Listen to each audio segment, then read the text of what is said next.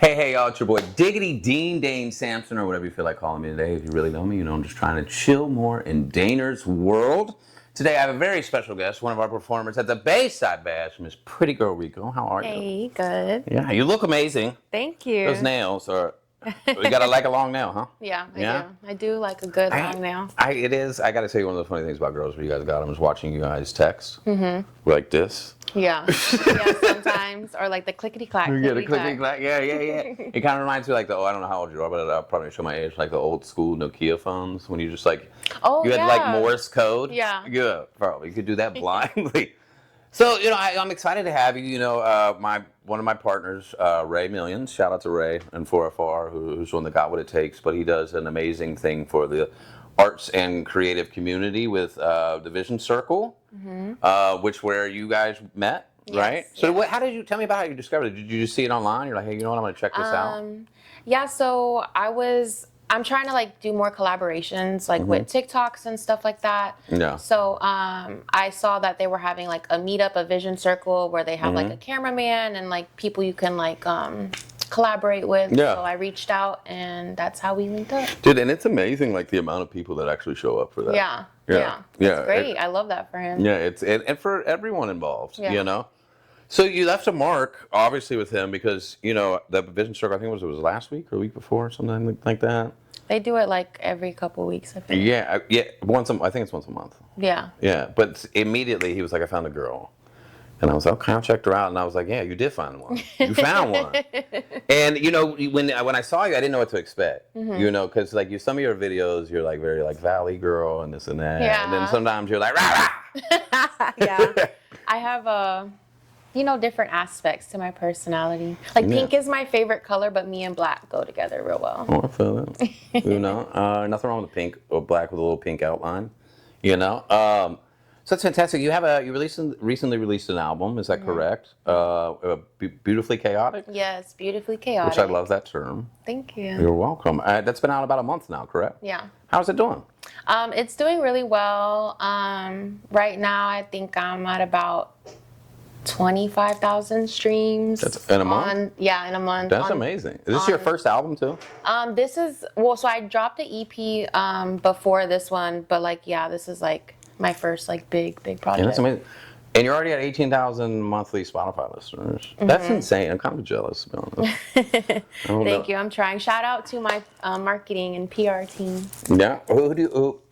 We can't know who they are? Yeah, Lost Boy Entertainment. Okay. Chris is my guy. Yeah. Great, very professional, great. Yeah. It's amazing. So what's crazy to me, there's different levels to this and experience, things like that. So you have an album with 25,000 streams. You have 18 monthly Spotify listeners, but you've never performed live before? Yeah, never. I've done like a TikTok live performance. So you've done the practice, and that's okay. Yeah. So are you nervous about this? A little bit nervous, excited, but I feel like I'll be just fine. I'm practicing at home. Yeah. Yeah, in front of the mirror. So when you perform, there is a thing where are you going to be singing most of your own lyrics? Are you going to, Yeah, so I actually link with Win next week to make my show mix. So I will be singing my own music, but I'll have my vocals in the background. So there you go, and that is important. I think we're going to put you somewhere between 10 and 15 minutes. You got that cardio? Yeah, I be in the gym, so okay. I am not. You saw me just get winded coming up these stairs. That lady probably thought I was like choking on a ham sandwich or something. Oh my gosh. So that's fantastic. So you started out as a hip hop artist, performing in the clubs, and then you took a little break. What happened there? What made you just life stuff? Yeah, so my Instagram, I had 30K followers and they deleted my Instagram. And then like when that happened and then just like life kind of happened, I just wasn't having fun with it anymore. It was just like too much and I didn't want to start from scratch. And I was like, you know what, like I'm over it. Like, I mean, I get that too. Like I grew up, hip hop is in me, like, and R&B before that, But I find myself, and I don't know if it's just aging out and I'm turning into the middle-aged white man that I am, but I'm finding I like it less and less. Not because I don't enjoy it or a great lyricist, but I'm tired of murder, kill, pussy, fuck, Yes. drug. I don't want to live like that. Yes. And like even in a club, if that's what's playing, that's what the energy is. And I'm leaving. I ain't dealing with these young boys. Because young people, YNs, whatever. I did make a mistake, and this was my white showing. When I first heard the term YNs, that was when the YSL case was going on. So I just thought that was a gang. And I was trying to figure it out, and I was like, why does everybody hate these YNs? Like, they don't, my God. They just seem like young people, and they're like, dang. Why does everybody hate these YNs? Yeah. I mean, they seem fine, man. But it's just a little bit of funniness. But where was that? I'm sorry. Hey, I'm Dane. We're just going to take that pause. With that being said, with that hip hop, and now you're in this alt rock, and you can do some pop, and you're just having fun with it. Yeah. I love that song, Best Friend. Thank you. You're welcome. Do you write all that yourself? Do you work on your team with that? No, I write all of it myself. Nice. Yeah, I write all of it myself, and then when I go in and record it, like Win is so much more than an engineer. He's genuinely a producer. Like he'll tell me, okay, I want you to take your voice as high as you can go, and he'll make me redo a take like 30,000 times, even if I'm annoyed. Like he doesn't. And that type of stuff's important because I've even myself, when you first start getting in the studio, first of all, it's not cheap. No. You're paying $30, $40, $50, $60 plus an hour. And there's a lot of producers that will give you no coaching. And they'll just record and it sounds great. And if you don't know like what to ask for or terms and stuff like that, you're just throwing money in a well. Yeah. And hoping for your wish to come true. Yeah, that's so true. I used to go to another recording studio. I won't say the name. Okay. But it was just that experience, and then finding Win is like night and day, like versus someone that really doesn't care about what you have going on, to someone that cares and wants to like make it as great as he can because he cares about his name as well. It's just like, it's amazing. Yeah, I haven't really spoke to Win very much. He did come perform at open mic that Ray and I hosted. He did his thing. I love the music videos he's putting out. But that team, Heat Check Media with Zaydome. Zaydome a really cool dude. He always looks really cool when he shows up. You guys dress so well. Yeah, Win is that dude. Yeah, they are. They got a great team there. I'm going to try and figure out a way to have them involved with the Bayside Bash. Phantom 33 is involved. He's going to help film and blog. Have you met him before? Yeah, I met him at one of the Vision circles, I think. Yeah, he's dope, man. He reminds me of like Shaggy from Scooby Doo. It's like rapped and shit. Yeah, that's just like his machismo.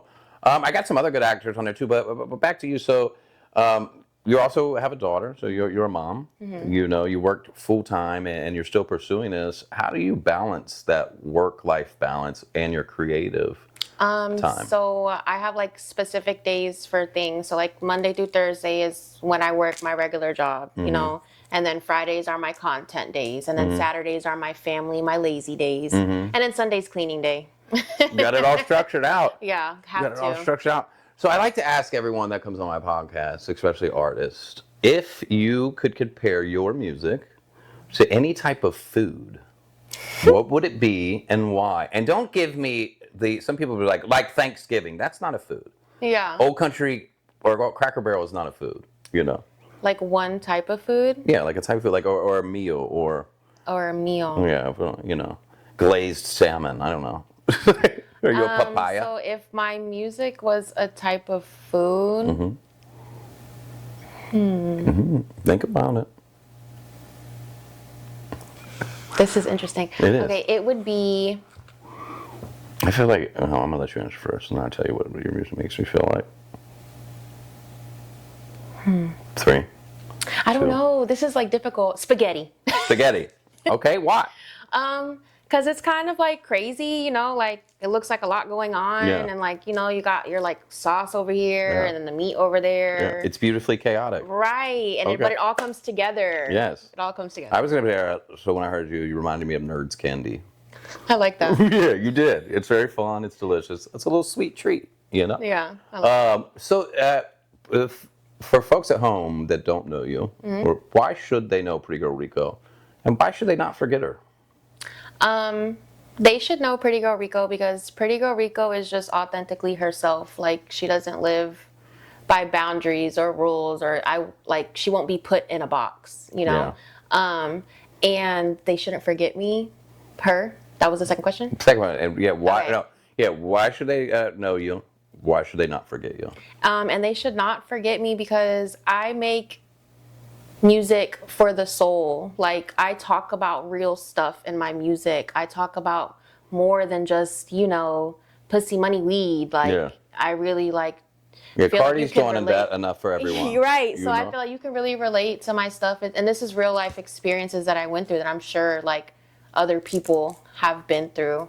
Best friends. You get stabbed in the back by your best friend. Yeah. I'm sure you've had a best friend do dirty. Dude, honestly, so many, man.